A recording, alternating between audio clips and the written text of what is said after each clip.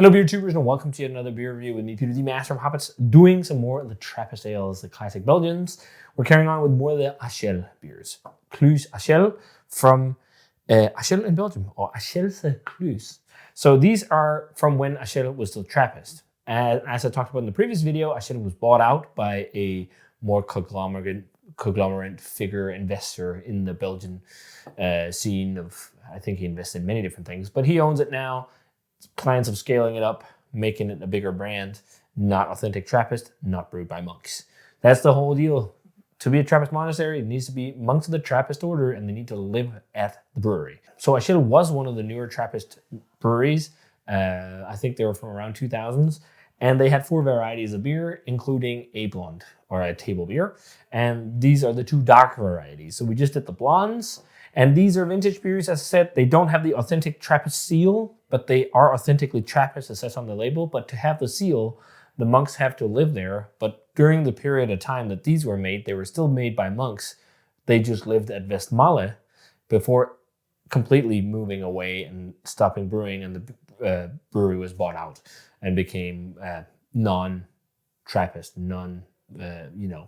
a proper abbey brewery. It's still called an abbey brewery because it's situated in the abbey, but basically when you see that on Belgian beer labels, this abbey brewery, it can even just be a brand that has some kind of relation to an abbey. It can be brewed in a big mass-produced facility. It doesn't have to be an actual abbey. The only breweries where you're sure that this is really made by monks of the, is it 16 order, or what is it called?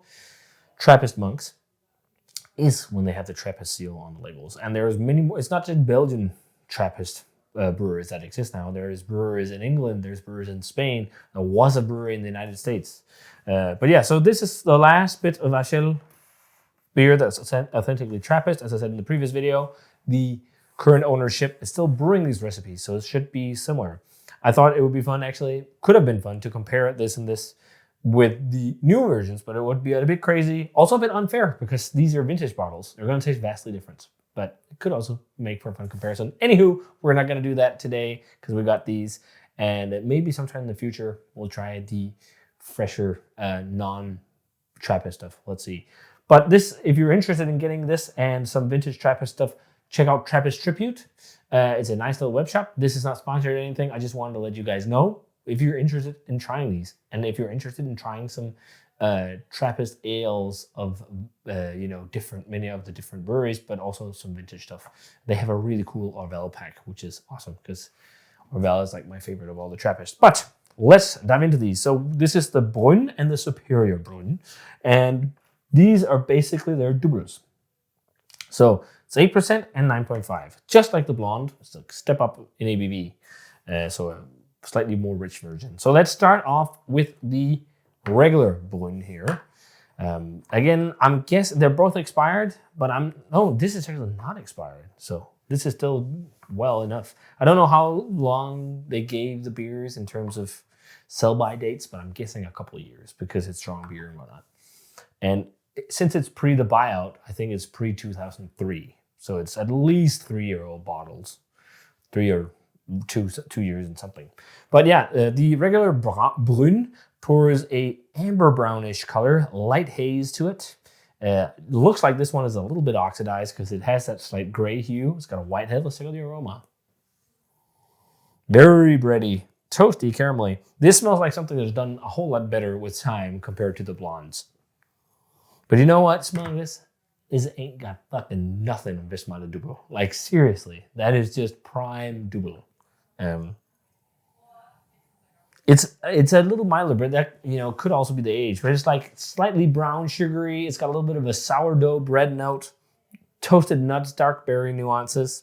There's maltiness in here that reminds me of German like Munich malt and Milanoiden malts, caramel Munich or something. Smells pretty all right. Candied sugar. Let's try it. Cheers. Definitely kept better than the blondes.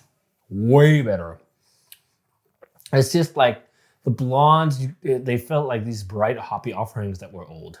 Whereas these are not hoppy, but more bright and fruity offerings. And also hoppy. Whereas this is like, it's more malty, it's more rich and caramel. It's just, the flavors taste like they've aged just better. There is not a lot of aged flavor, but there is a little bit of a slight sherry note, but it's not too bad. But the more I drink these and done these sets, it's like there's not a lot of beer that's great for aging besides like lambic. Like even barrel aged beers, some of them can benefit with a couple of years, but you don't want to go like 5 and longer.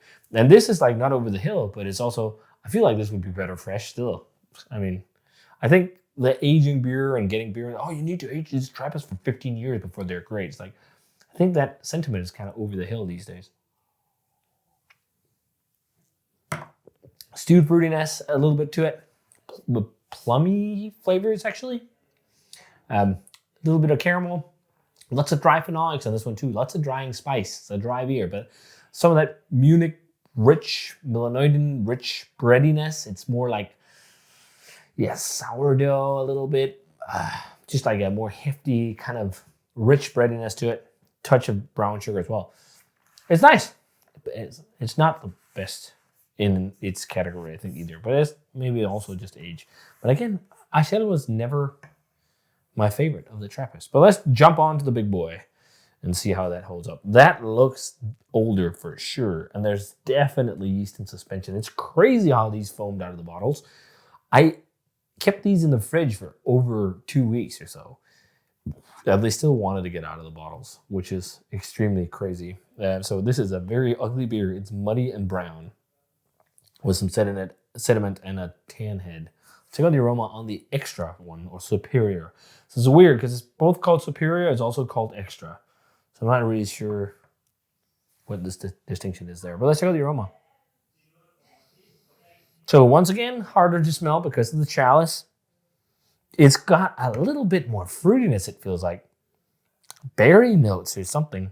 But otherwise, it's the exact same as this, just a little bit more intense. More stewed fruit, more breadiness, more toffee notes. More oxidized character, too. I think, actually, the big bottles here have been a bit older. And actually, on the Trappist Tribute Shop, they also have some... They don't include this in this. This is a Achelle Tribute box where you get a folder about the monastery from them when they were Trappist. You get one of each of the original labeled beers, and then you get a jam as well, and a glass for a really good price. I think it was 30 some euros. But they also have the ones with the authentic Trappist seal, and they are like 25 euros. But judging by the experiences so far, it's more going to be something if you're a collector. Because I think if you open it, it's got to be the same experience that I've had with these. I couldn't imagine them being much different because it's brewed by the same people and whatnot. It's still the monks making this. They were just living at Westmalle instead of at Achelle. But yeah, similar aromas, just more potent, although it's a bit harder to pinpoint because of this type of glass. Let's try it. Cheers.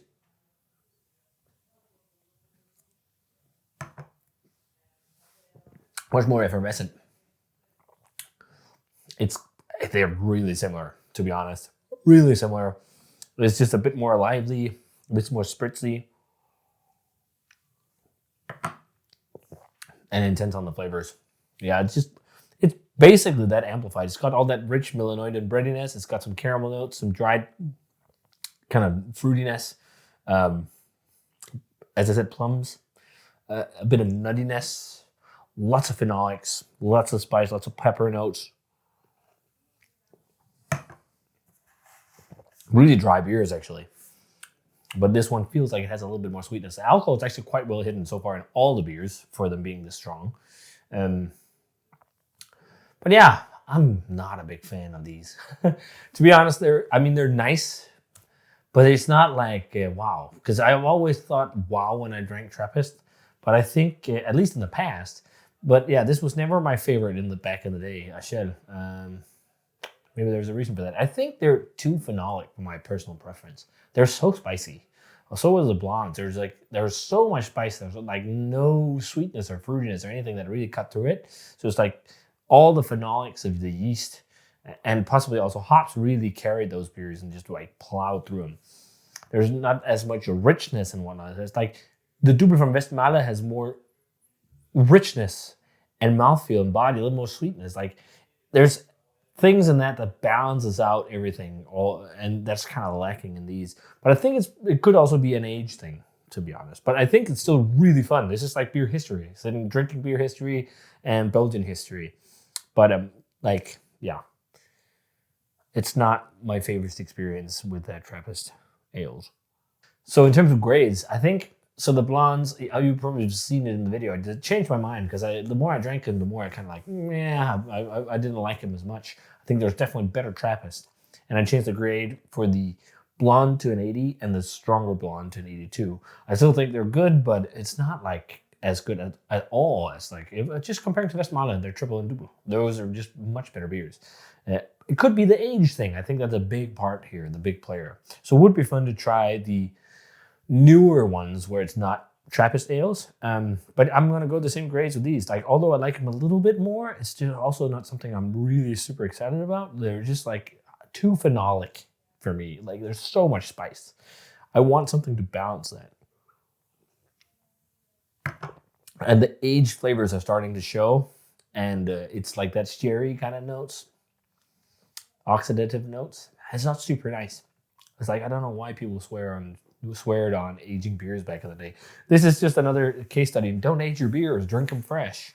Besides a small selection of styles that are all with wild yeasts. Like, there's a reason why also Orval is more fun to drink aged, because it becomes a Brettanomyces bomb. It's very different than any of the other Trappists. But yeah, I definitely enjoy the big one here the most, just because it has a little bit more sweetness and richness to counteract all the spice. But yeah, a little bit disappointing. I think it's fun. It's really fun to revisit these and try them and try the authentic Trappist versions. But I'm not sure I would pick these up again. So yeah, probably like an 80 for the, maybe a little high. 81 for the Bruin and 83 for the Superior. I like it a little bit more than the blonde, so I think they aged better, but I'd rather have some Best Bomb. So yeah, fun to try the Achelle beers and try the Trappist varieties. If you guys want to try them, check out Trappist Tribute. Otherwise, it's quite easy to find Achelle. Their artwork and everything is just different now. And it's not Trappist anymore. It's a Belgian Abbey Brewery, I think. It's what they're calling themselves. So yeah, try them if you want to.